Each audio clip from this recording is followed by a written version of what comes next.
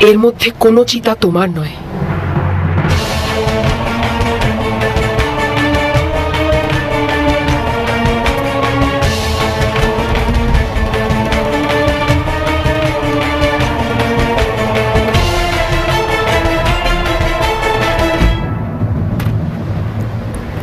এর মধ্যে তো অনেক যুবক সৈনিক এক মুঠো মুদ্রা উপার্জনের জন্য পড়বে।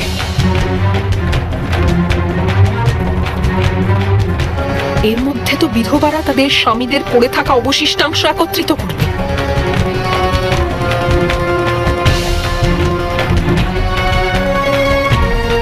অনেক মাতা কোনো নেকড়ে বা শিয়ালের মুখ থেকে নিজের পুত্রের কাটা মস্তক টানতে টানতে অশ্রুমোচন করবে। আহত সৈনিকের দেহ যখন কোনো কাক বা শকুন ছিঁড়ে খাবে, তখন সেই সৈনিকের চিৎকার সবার হৃদয় বিদীর্ণ করে দেবে। অনেক বালকের ভবিষ্যৎ এই সমরভূমি গ্রাস করবে। পিতৃহীন সেই বালকগণ নিঃশব্দে জীবনভর অশ্রুমোচন করবে। কিন্তু একজন বৃদ্ধ ব্যক্তি সবার পীড়া দেখেও হাসতে হাসতে নিজের জীবনের পাপ নিজের মস্তকে ধারণ করে এইখানেই দাঁড়িয়ে থাকবে, এই কুরুক্ষেত্রেই। কারণ তার তো নিজের জীবন খুব মধুর প্রতিপন্ন হচ্ছে। এই বয়সে নিজের জীবন রক্ষার জন্য এই রূপ প্রপঞ্চ রচনা করছেন মহামহিম ভীষ্ম। ঈশ্বর সাক্ষী আছেন দেবী অম্বা, আমি নিজের জীবনে কখনো কোনো ছল করিনি, না অধিকারের জন্য, না সম্পত্তির জন্য, না তো স্নেহের জন্য, না তো নিঃশ্বাসের প্রয়োজনে। স্ত্রীলোক যুদ্ধে অংশগ্রহণ করবে না, এই প্রস্তাব আমার নয়, আর এই সিদ্ধান্ত আমার নয়। অসত্য, কপট তুমি, ধূর্ত তুমি, প্রপঞ্চক তুমি। ভগবান শিবকে প্রদত্ত শপথ ভুলে গেছো বিশ্ব?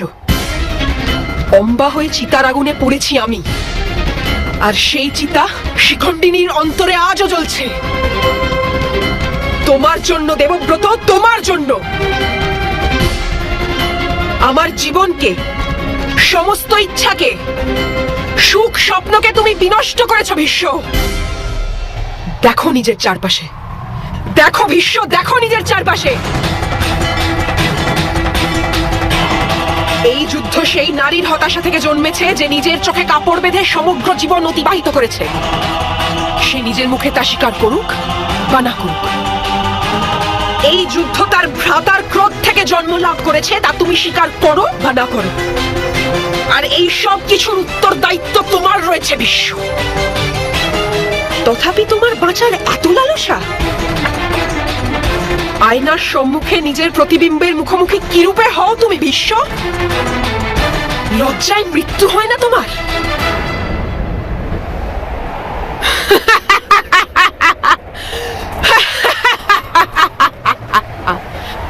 এটাও তোমার দুর্ভাগ্যই ভীষ্ম। যতক্ষণ আমি তোমার সম্মুখে না দাঁড়াবো, তোমার মৃত্যু প্রাপ্তি হবে না।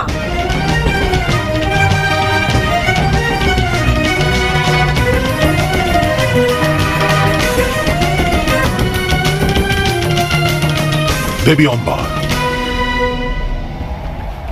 আপনি বলেছিলেন যখন ক্লান্তি আমার আত্মাকে ঘিরে ধরবে তখন আপনি আসবেন।